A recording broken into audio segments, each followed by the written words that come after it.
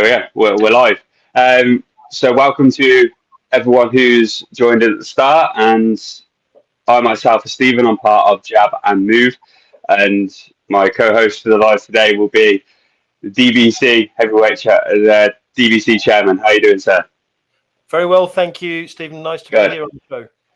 Good. Yes, looking forward to it. So we're talking about obviously Usyk Dubois, which is next Saturday, and we're going to be going through a couple of the undercard fights as well, and then working our way up to the main event. So let's just dive right in and get started. Obviously, Serenko versus Dubois. I believe I've pronounced it correct. I may be completely wrong there. Sorry. Let's jump in there. Like I said, Serenko's been out for a little bit. He's had a couple of more fights recently, and he's coming back into the picture. And I think he's one that I think yourself as well, DBC, you mentioned is an up-and-comer and one that will threaten the potentially the upper echelons of the heavyweight division. But what are your thoughts of Serenko and obviously Dubois, the first fight of the undercard? So Vladislav Serenko versus Solomon Dakers. No, that's just how I pronounce it. I find that quite an interesting fight. So both of these guys have got good records against poor boxers. So people have been following the heavyweight division will have seen Solomon Dakers lose quite recently to David Adelaide. Was it? Yes. Yeah, getting sparked out, caught early on. Really, we didn't really see which boxer was better. And it was a shot that would have probably taken anybody out. So I don't think it tells us Dakers has got a weak chin or anything. He was just caught with one like that. Vladislav Serenko has got quite a padded record against a lot of Eastern European, I'm not going to say journeymen, but gatekeepers, certainly. So neither of them's fought anybody terribly good. Adelaide is the best person Dakers has fought, and he lost. And they both hold wins over guys like Sokolovsky. So I see it as two guys that are probably never going to reach the potential that was once touted for them. Both the wrong side of 30 now. I think it's bad news for the loser. Yeah, I think as you said that, I think the losers pretty much call an end to their time in the heavyweight division, really, aren't they? Serenko, I believe, I might be wrong, he might be 29, so he's closing on 30 very, very quickly. But I watched his fight against Carmen, I think it was, the American, his last bout in October, and I do think he's got a little more about him. Dakers, again, it's an interesting one because I think, like you said, we didn't see much of him because of being hit like he was against Adelaide. And again, it was very Parker Bacoli-like. I don't know if obviously you would have watched that fight when he sort of caught him at the top of the head. Never hit the chin, but it's top of the head, and I think it discombobulated him and sent him flying. So, yeah, I think for me personally, I think Serenko's the favourite just by what I've seen in a couple of previous fights. He looks the better rounded boxer, and I think he's got that bit more power than Dakers. I think again, Serenko's got the power. Dakers possibly might have the better footwork. So I can see that. They've both got a lot of amateur experience behind them. Dakers was on the UK team and stuff like that. Hand speed, I didn't see much in it. Maybe Dakers has got more variety, but both of them, they're boxers. They're probably not going to go too far. There are good odds to be had on Dakers. I've over time, my view has shifted slightly in favour of Dakers. I'm behind Serenko. I think Serenko will take it, but I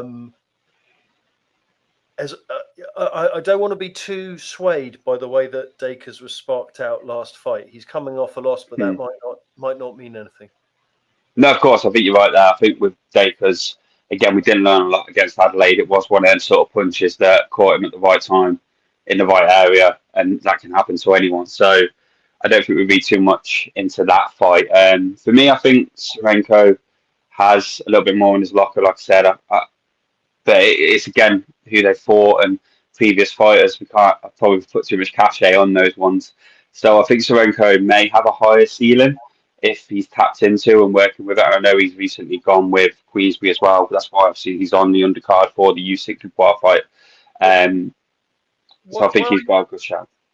Stephen, why I started by mentioning their records is because it stuck out to me a little bit that Sorenko hasn't fought a lot of tall people.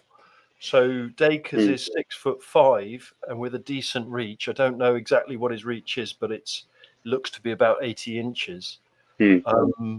Sorenko is more of a sort of, I mean, he's 6'3", but he's a sort of squat appearance. And I just, it is possible if Dacres has got a path to win this.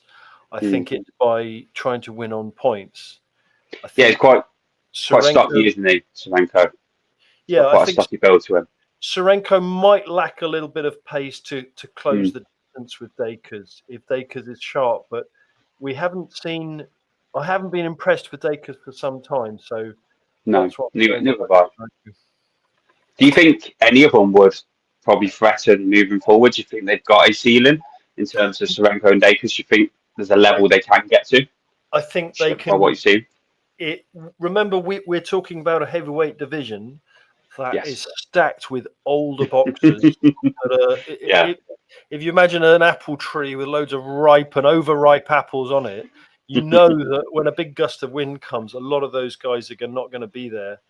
The Charles Martins and returning Furies and Luis Ortiz is left now, but there's a lot of vacancies going to come. Usyk's probably going to retire. So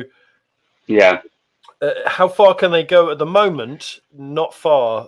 Possibly, if there's a massive vacuum, they'll reach the top 30. But even then, I think it's jump in there. But like you said, there is a bit of a vacancy. There's going to be a void that's happening soon. Like you said, with the Furies, the Usyks, the Joshuas, they'll all have their time over probably the next 18 months at a very most for some of them, if not now. For obviously people like Furies potentially. But you've then got your Atomas coming through. You've still got Dubois there. So I think they could potentially maybe get a title shot at some point, depending on how rankings and stuff work. If they work hard and the players have, they might be able to get to that. I don't think we'd see any of them as a world champion at the moment by what we've seen, and I think most people would agree. I think either of them would be fortunate to get a shot. Oh yeah, absolutely. Especially at the moment, I think if maybe circumstances change, but like I said, I don't know if you want to add anything onto that with them. We could. I'm very happy with what we spoke about that one. I was going to be looking at moving to the Lawrence Okoli-Lorena fight, but unless you've got any final thoughts on that one. Let's move on. Okoli-Lorena, great fight. Yeah. No, I'm looking forward to this one. I was really excited for Okoli versus Riakporhe, actually. I thought that was going to be a really good fight with both of them stepping up and really trying to make a name in the heavyweight. I thought I was interested that two people who have jumped straight into it would take such a fight. I think that's kind of the heavyweight division as it is now, though, ain't it? You don't get many journeyman and easy fights all the time anymore. And I like Lorena in it as well. He's a tough customer, and I think he will pose a lot of issues for Okoli, obviously stepping up to heavyweight. But what are your thoughts on that one? Well, just the same as you, I was really looking forward to Okoli-Riakporhe. I thought that might be quite an interesting match of the same. You'll notice that I actually did a quick plug here. Check out the DBC assessment for Riakporhe versus Okoli. Nobody else has, so please do. No, absolutely. I'll pop a card down on when we've posted this. Pop a card down here. So Okoli, I thought Okoli-Riakporhe was a great fight of two cruiserweights moving up. Neither much experience in the heavyweight division, but Okoli pulling out, not Riakporhe pulling out. Yes. So I think it was Riakporhe actually pulled out. I think it might have been. I'm 90% sure it was Riakporhe, but I might be wrong. my understanding was Okoli pulled out. These things are not always clear. Yeah. I see it as quite interesting because there's a lot of difference between the two in terms of height. So Lorena's a kind of stocky 6'1". Mm. Cody's a gangly, great big long arms, Yeah. 6'5", and he often looks quite awkward when he boxes. Lorena's more compact. So I see it as a battle of jab, jab, hug versus try and work your way inside and deliver an uppercut. Yeah, I think the thing that Okoli actually, it was probably his biggest strength in the cruiserweight was because he could boil down to that size with the length and breadth of his reach and everything that he's got there in terms of how gangly he is. And I thought that was always a strength of his, obviously up to Chris Bill and Smith in the cruiserweights. But stepping up to heavyweight, it will be really interesting. I like Lorraine. I think he's a decent fighter. He gave Dubois trouble not too long ago. Obviously, I think he fought Hooney as well very recently, and that didn't. That was seemed a bit easier than what it was. Obviously, against Dubois and for Hooney, he seemed to deal with Lorena just that little bit better at the time. Obviously, Dubois mentioned injuries and stuff back then, so that could have been a factor. But he's a tough journeyman, and he's an interesting fighter. So I think he'll pose a lot of questions to Okoli.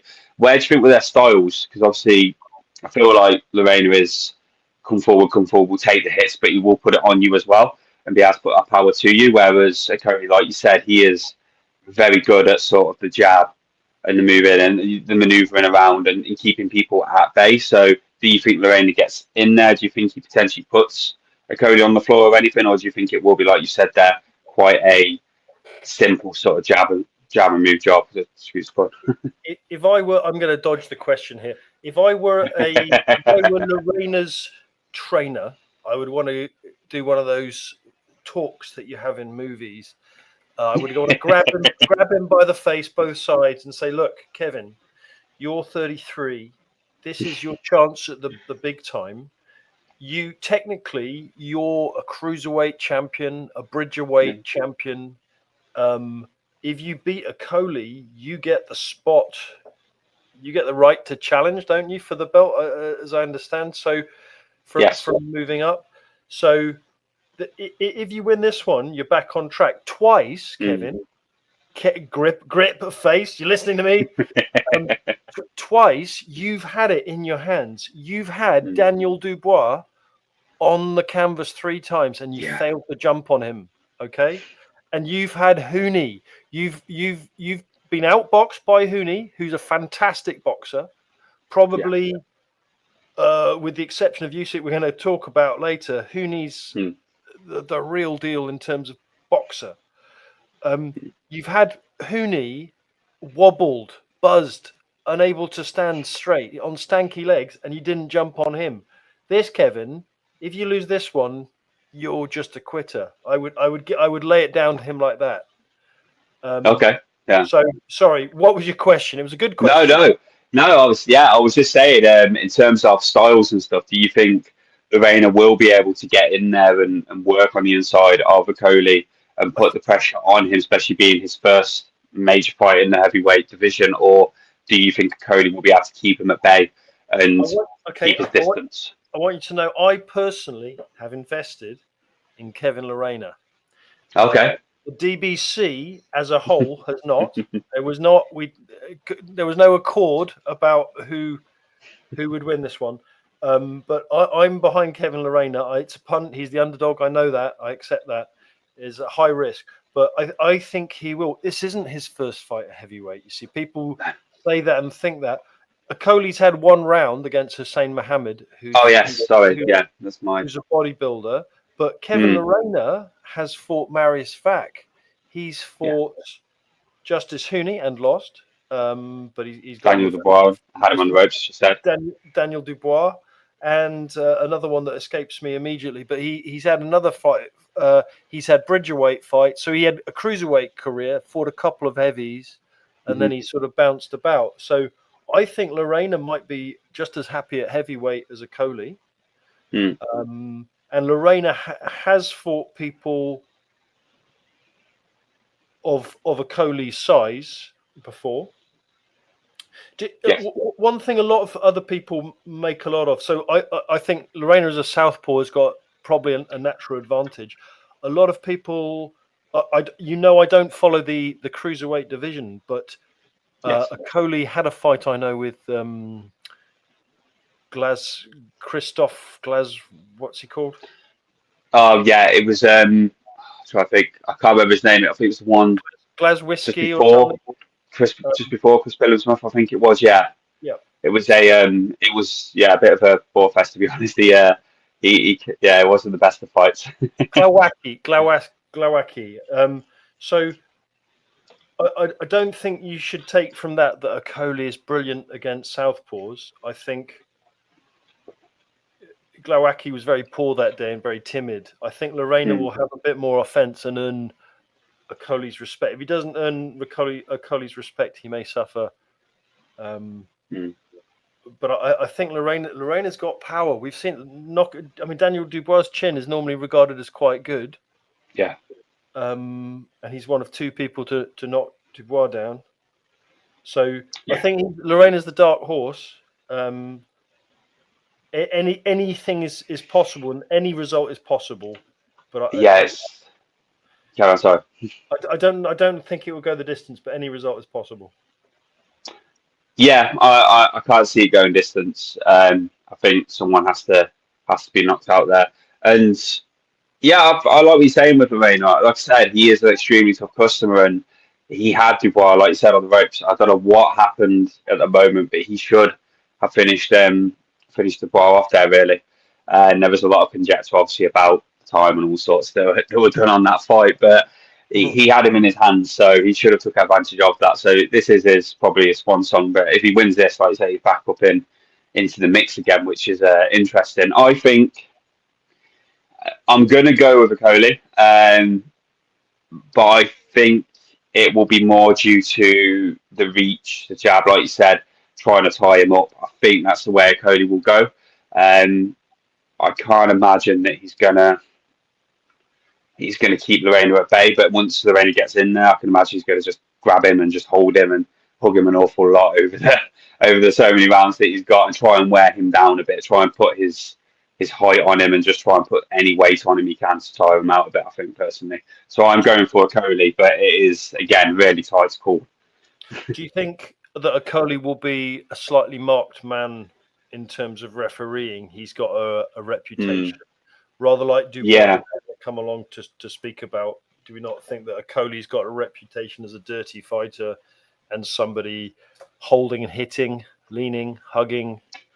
Yes, it's a good point. He had that against Chris Billingsmith in the Cruiserweight World title fight not too long ago. That was a big factor of what happened and people were talking about in the first sort of 5-6 rounds of that fight. So yeah, he does have that reputation.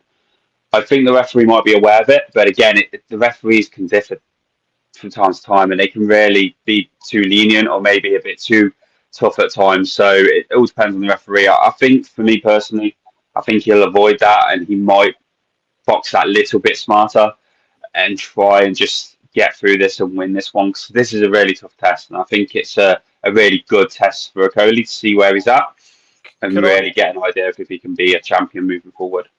Can I just say, you open with a really good point. Okoli, and I don't know much about that division, but Okoli, his natural advantage at the division below is he's the tallest, longest guy with the longest reach. Absolutely. So when he moves up, I wonder if I guess I'm coloured by the fact I watch Okoli. He's not fun to watch. He's not that great. He cracks his way through, and when he does knock somebody out, it's because he's got the right distance on the shot. I just wonder if Lorena can come forward, he can smother that distance. And inside, I never see Okoli do anything legal. I only see him do illegal or non-effective stuff. I don't see him do anything legal that's good. No, like I said, that's a really good point, and I think that's something that will have to be took into account on the day. I think he may develop a little bit and try and put that past him a bit. Like I said, I have this feeling it'll be Okoli, but I don't think it'll be at all an easy win. It isn't going to be a 2-3 round knockout or anything. It's going to be a tough slog in there. And like I said, I think Okoli's got to really go to a dark place to get through this one. And maybe after that, he might have other fighters. But I do think Lorena will be really tough. And it wouldn't surprise me if Lorena won, but I just have a feeling that Okoli may just have a bit too much for him in terms of reach, length, and just trying to put that weight on him a bit more. and being that bit smarter in the holds. Whether it's illegal or not is one thing, but I think he might just be that little bit smarter. Yeah. Certainly, Okoly's the favourite with the bookmakers. Lorena is the underdog. It's not one to put your house on. No, absolutely not. It's not one I'll be touching for a bet, put it that way.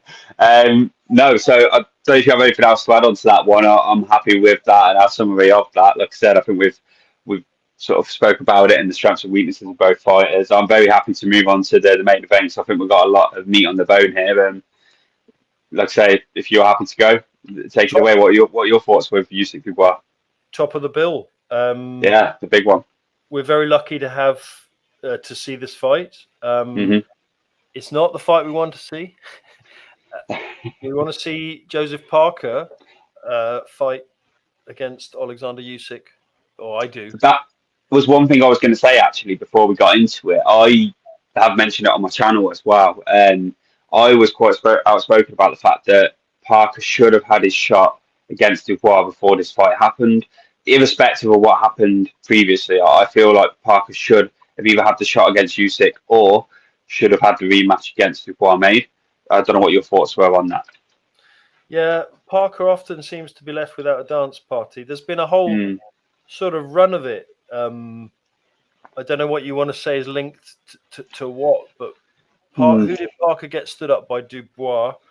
Okoly came in. Joyce stood somebody up to fight White. White stood him up and fought Tete. There was one stage. Really, the whole division was cancelled. It was like a domino effect. So, yeah, I think Dubois versus Parker would also be a fight that a lot of people would like to see. No, I think so as well. And I personally would have Parker as the favourite against Dubois. For me personally, I think he has levelled up an awful lot as a fighter, and he has become very exceptional. And I think with Andy Lee, I think it is in his corner, he's become a different animal now in the heavyweight division, and someone who has grown exponentially since his loss to Joyce. Although I think Dubois did well under Shane McGuigan, I think he's mentally in the right place with Don Charles. Don Charles is quite supportive. Yes, he is. Yeah, he takes a lot of pressure off him, I believe. It might just be what an idiot watching the media, what I see. But Dubois looks like he needs a hand around the shoulder rather than that two-handed hold of the face that I'm giving to Kevin Lorena. I think Dubois seems to be happier now. Happy boxer is a dangerous boxer and all that. I don't think it will make any difference in the fight. I still expect Usyk to be more skillful and just not be there when Daniel's swinging. No, I was going to say that. So in terms of Daniel Dubois, obviously a lot's been made of the last 3 fights. We've had him coming through against Gerald Miller after the Usyk defeat first time. We've had him coming through against Gerald Miller after a pretty sort of tough middle part of that fight. And then Hrgovic, we thought he was really making a stomp on there, putting him in under pressure for the first few rounds. But again, he came through that and rose to the occasion. I think obviously his best performance was against a bit of out of sorts Joshua. I've said that he wasn't. I feel like the fight's left him a while ago, but I still think he was not the Joshua even close to what we've seen on the rebuild, let alone at the time. So a lot's been made about a different type of Dubois. Do you think he can handle the pressure from Usyk now? Do you think he will be able to deal with the constant barrage and just that place where he'll have to go and fight through? Because we've seen it in the first fight, and I don't know what your thoughts were, but I do feel like he mentally left the ring and at that point decided I can't do this anymore. But it was just general wear and tear. But let me know your thoughts. Do you think he can deal with this second time around? I think you're right about the first fight. Dubois didn't quit because he was totally beaten up.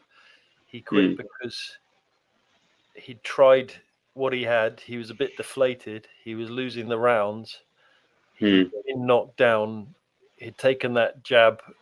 It was an accumulation. I think he thought, I can't win. Miller.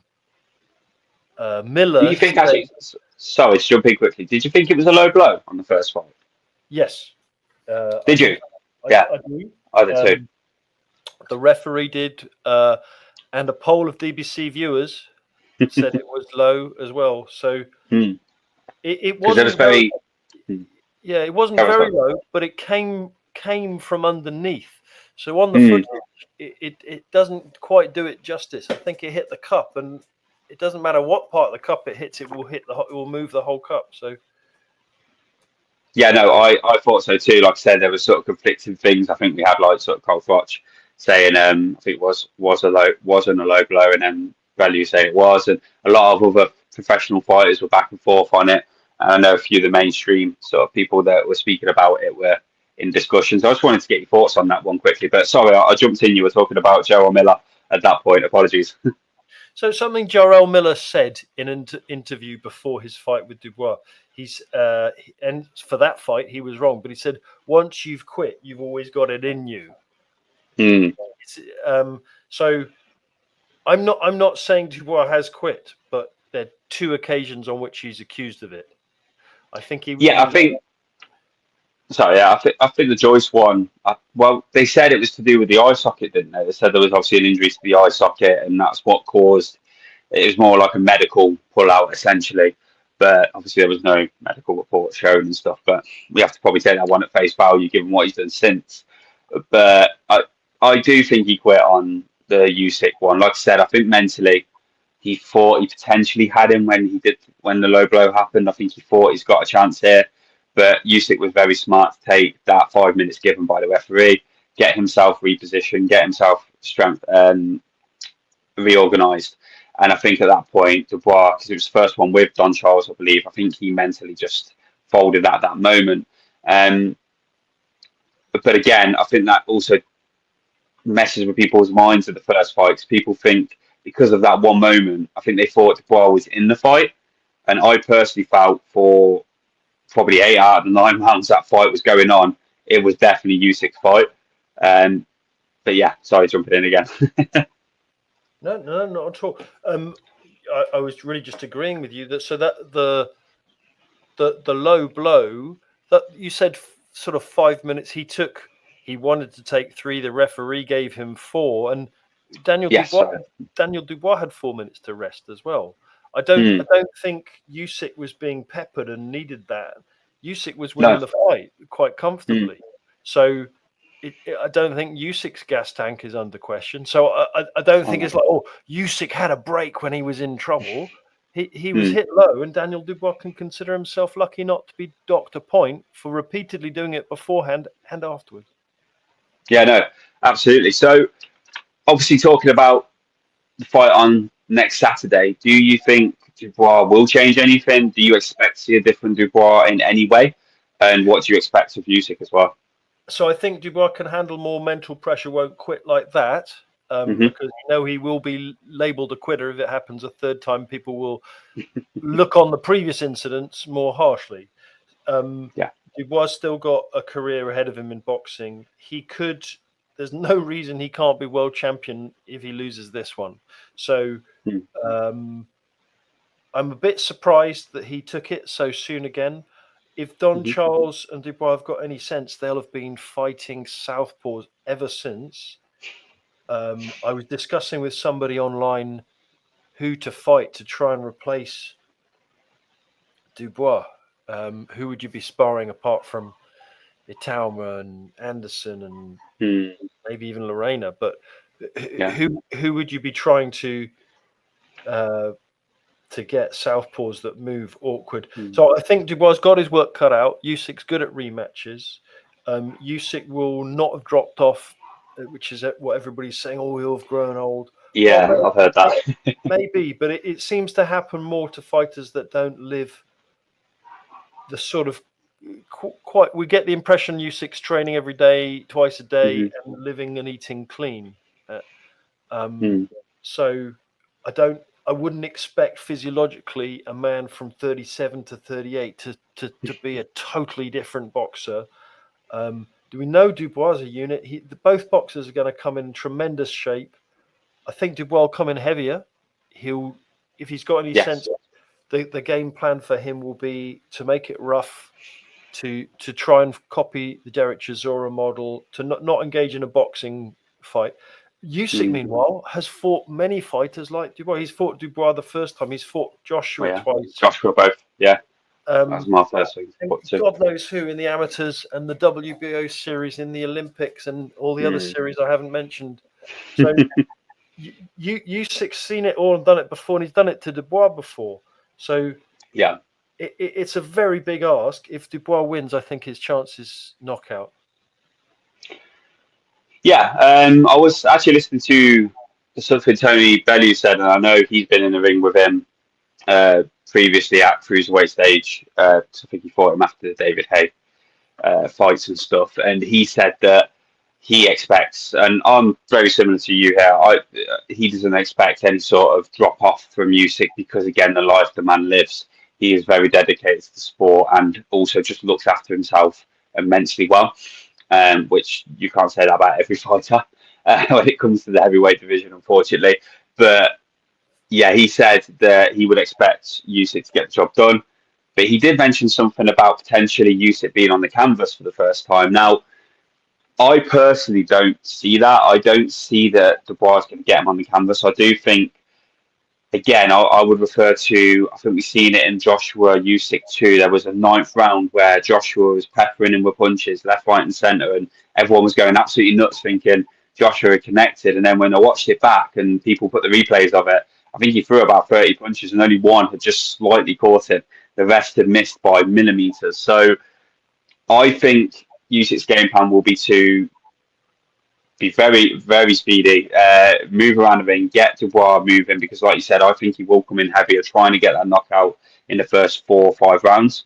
And then after that, go to work, still pepper him with shots as he goes along, but really go to work in the latter rounds.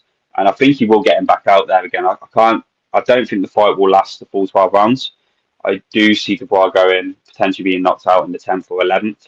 And I think Usyk will I don't think he'll quit, but I think he will actually get him out this time without the need of Dubois mentally leaving the ring, if that makes sense. Okay, so I mean, I know that bookmakers will give you 14, 16, 18 to 1 on those rounds, 10, 11, 12. I think it might last into the second half for sure. I would be I guess how many times has Usyk been on the canvas in professional? He's never been on the canvas professionally. That's okay. And how many big fights against big guys has he had? All of his fights are bigger. Yeah, the last 4 specifically are very big guys. And top fighters in every, people like Marius Breeder. So he's not been picking bums. So again, God no. Top fighters. Everything he's fought has been top fighters. He's never been on the canvas. Dubois has been on the canvas twice, and Dubois been in with. He's got some very good names building on his CV, but he's also got some Richard Larteys and Gormans and whoever. They're probably not going to put you on the canvas as likely. No, they're ones that, again, are not as impressive. And like I said, Usyk's record absolutely speaks for itself when it comes to the manner, the actual type of fighters that he's fought. Like you said, Joshua, Fury have towered over him in terms of height in some respects, and especially in terms of weight. And you've seen how he's managed that. It was a sort of serious question. Who would you spar? So if you're Dubois, you'll know that last time round, Usyk was winning this sort of hand battle. I'm not a boxing technician. Get somebody else to speak about that. But the battle of the lead hand and the battle of the outside foot. It seemed to me that Usyk was winning that. Dubois could cope with it, but it was his full concentration had to be on that. Yeah. Whereas Usyk, he's used to fighting right-handers, of course. So in the meantime, Dubois has fought Miller, he's fought Hrgovic, and Joshua, fought Joshua. So it's not like he's been fighting slick southpaws. So the people he's been sparring against, that's why I said I really hope Don Charles has. You can't just go in and say, I'm confident now, I'll bruise him out of the way. People have said that to Usyk for 20 years, and none of them have really none of them have put him down. No, absolutely not. I think you need more than that. You're going to need more than big and strong. You need the boxers, don't you? And I think a boxer in the heavyweight division that would have been good to spar against is someone you mentioned previously, which was Hooney. He's got a very good boxing IQ, and he will put you to task and make you work. So I think he would be someone I would have got in personally, and worked with a lot to maneuver to make Dubois fight someone who is going to be a consistent moving target and always on the move. So he would have been one person I would have picked personally to be in the training camp and spar with consistently. Okay. So like I say, I like his style, and again, just quickly jump into that against Wardley. He was completely outboxing Wardley until, let's say, the Rocky style punch that happened. It was a bit of a hammering really until that moment. So yeah, he would put someone I get in. I don't know about you. Who would be your sort of picks from the heavyweight? Would there be anyone that you would specifically pick out to get in the training camp with?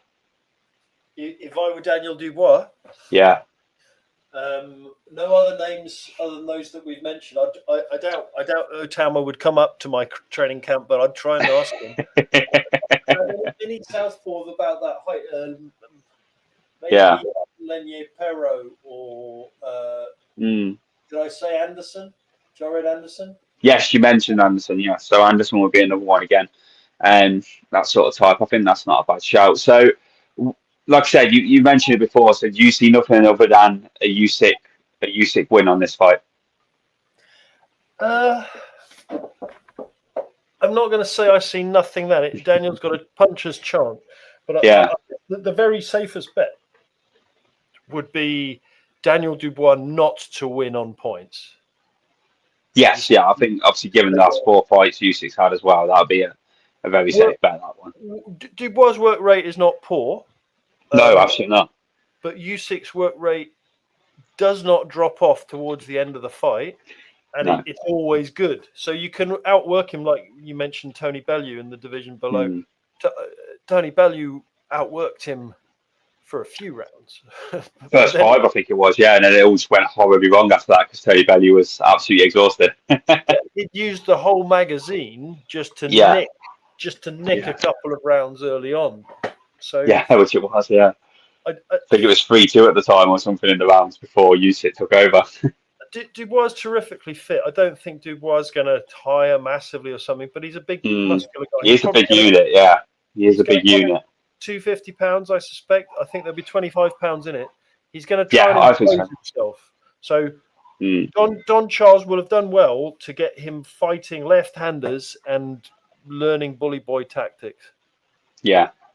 Absolutely. And I think what some people are sort of not keeping in mind is, and I've seen it in Fury 1 with Usyk, which was the knockout power. He does have that ability to take someone out if he wants to. And I remember something about his trainer. He was in Joshua 1 fight, the first Joshua fight, when he said he was going to take him out and knock Joshua out, and his trainer said, no, stick to the plan. So I think Usyk has that ability to get the bigger guys out. And I think, again, it's something, another channel. I think that first fight with Fury, the referee should have stopped it. I don't think it should have gone past that. I know Fury redeemed himself, but it should have been stopped at that point. He was bouncing around like a yo-yo at that moment. But I think he's got that ability to take a bigger guy out as well. And I think people are forgetting that. Yes, Dubois has changed and he has got the power. But I think people forget Usyk does have the power in him. He will wear you out, but he has the power. I think it's an accumulation. I think it's not the one punch Sparko, but it's just a weight of continual punches. A lot of it must be psychological. I'm not saying Dubois did the wrong thing. He took that knee. He wasn't going to win that fight. So no, I don't think he did the wrong thing, and I think it might have been the making of him as well after that moment. A slim chance. The DBC has taken Usyk to win 2-way. So a cowardly bet, just in case the judges try.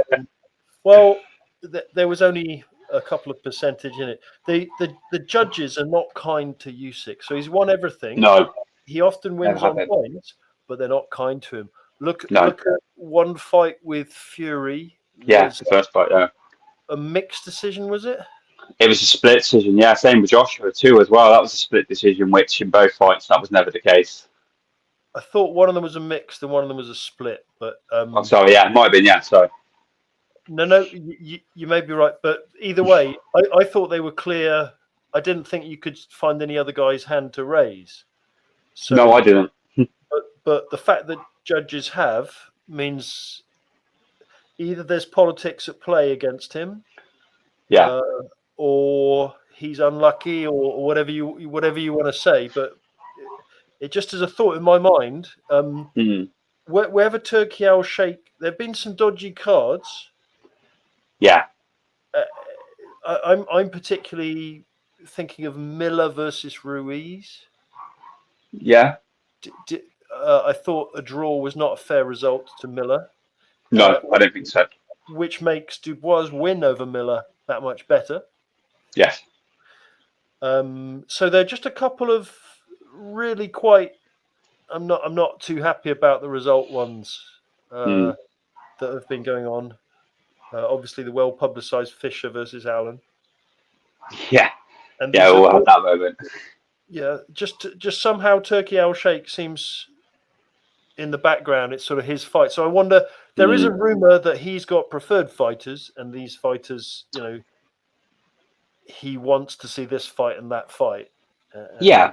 I think he's got money in the room to make fights happen. Obviously, I don't know any more than that, but I think obviously he does. I think you mentioned Atoma quite a few times as well. He likes Atoma. He's always like Joshua, and he's been a big fan of Fury's at the time. Obviously, I don't know where Usyk fits in within that with Turkey Al Sheikh, but he's the money in the room, isn't he now? So, I say the Saudis are the money in the room. So it's very interesting. But yeah, like I say, you're going for, I assume then a points win for Usyk on next Saturday. I'm going for a No? Usyk by any means. So Okay, I like I've got a very small slice of Usyk on points at 15-8, but no, that. Usyk by any means is the main deal. I think it will go long. I don't think it will be brief. Usyk doesn't No. have individual punch knockout power. Dubois hasn't got a weak chin. Dubois will probably come out giving it everything for the first few rounds. So I think late on when he's gassed, when Usyk's accumulated a lead, Dubois' hands start to get heavy. His guard.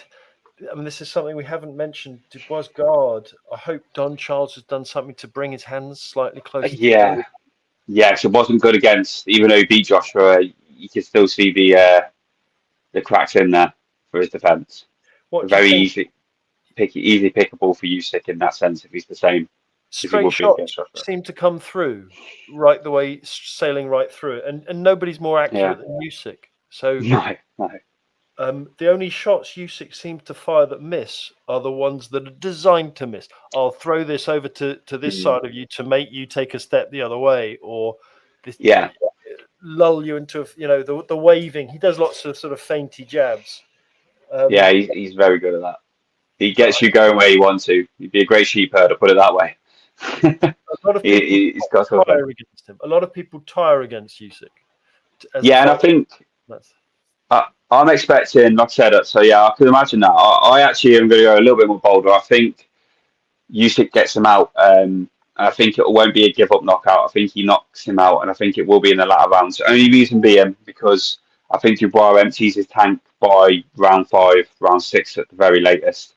And I think at that point, the systematic breakdown kicks in with Usyk. And again, as you mentioned with the judging, we've seen that a few times now. And I don't know if Usyk's going to let it go to judges' scorecards. I think he will want to get him out of there, especially with, as I've heard before, you've seen how the media, like you said, they're hyping up Happy Fighters, a great fight, all this with Dubois and stuff.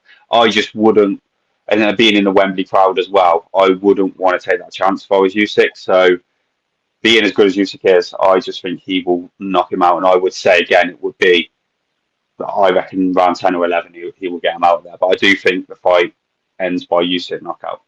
Usyk winning by knockout. I think Dubois' defense is too leaky. I'm just minded of the way that Hrgovic landed at will. Yeah, especially in the first few rounds. That was cause for concern. 4 rounds until the controversial headbutt cuts. Yeah. So, a cut, Usyk could be cut It could be a Yeah, headbutt, it's. something else. I think you're right. There's a puncher's chance, but I just can't see it. But we'll leave that one there. Like I said, we've covered that, and I think we're both at our positions. We're both going for Usyk. I don't think there's any denying that he is the man in pole position right now. One thing I did want to throw at you, and we haven't spoken about this before. I want to just get your thought on it. It's something I thought about previously. So Tyson Fury, he's mentioned about coming back out of retirement. I know it's a little bit off key, but I just want to get your thought on it quickly. Um, I've spoken to my friends before about this, and I've always said, imagine if Tyson Fury lived the life that Alexander Usyk lived. What kind of fighter do you reckon Tyson Fury would have been? And would he have been the greatest of this generation and possibly the greatest, one of the greatest of all time in terms of that? It's just a random question. I want to throw it out there to you because it's something I've given some thought to. And I want to see what your thoughts were on a bit of hop on that one. So I do apologise. Okay. Just while I'm answering it, can Yeah. I ask you a counter question? Have you Go checked for it. if nobody has asked any questions in the chat or comments? Let's have a look for you. Sorry. Yeah, no, I will have a look. People will have left you money and super chats and that sort of thing. Nothing on this one, I don't believe. No, not on this one. That's not an issue. Fair question that you ask then. What do I think would have happened? So we don't know the whole story. We don't know what happened to Tyson when he went away. He was, and people kind of gloss over it, but he was on the back of this nandrolone accusation. Yes. So he just went away, and that solved it. So, to answer your question fairly, of course. maybe he was already benefiting from substances. Okay. So we've already seen him better than he was. Does that make sense? That's an accusation that could be thrown there. Do I think Fury would be much better if he were 20 pounds lighter and much fitter? I think he trains, but he probably eats wrongly. I don't know. Yes, totally. He'd be. Oh, would he have beaten Usyk? That's the question. That's the thing I wanted to get your thought on because he has got the height, he's got the weight, he's got the like you've seen him before against Klitschko and stuff, and even against Wilder initially, he can dance around fighters. With a man that size, he could dance beautifully around fighters. So I always thought if he had lived the life throughout the whole career, what kind of Fury will we have seen, and have we ever seen the best Tyson Fury? And unfortunately, have we missed out on that because of just unfortunately life circumstances and things that happen. Yeah, I mean, what I was trying to say, slightly devil's advocate, is that these things work both ways. So he has 5 years off. You could say, oh, that's taken 5 years off the middle of it.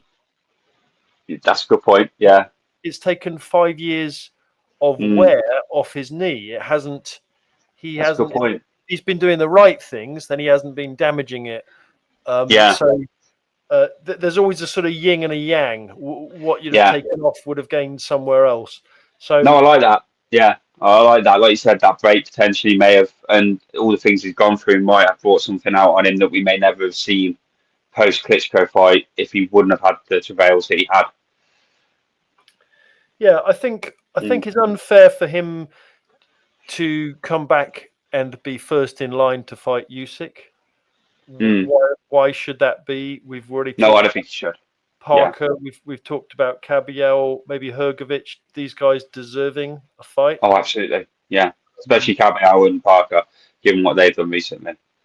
Fury's sort of existing on a little bit of a bubble of rumor. He beat Klitschko,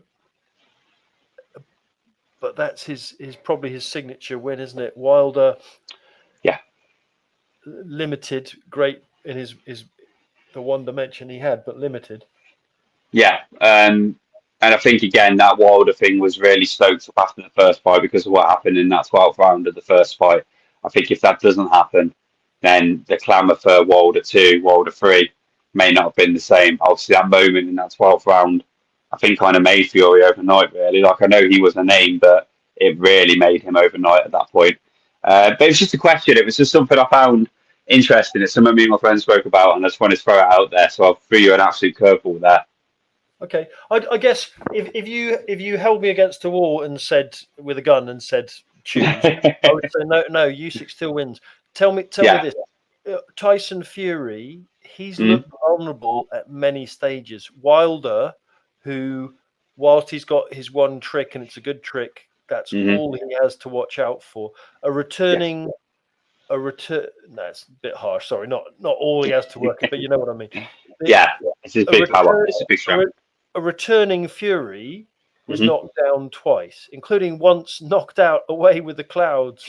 And he was Yeah. knocked down in the other fights. He was arguably beaten by Steve McDermott, John McDermott earlier in his career. Yeah. There was Uh, for that. Arguably, Otto Wallin should have had him stopped with a cut. Yeah. Uh, so, That's a good point. That was on his you know, comeback spell, weren't it?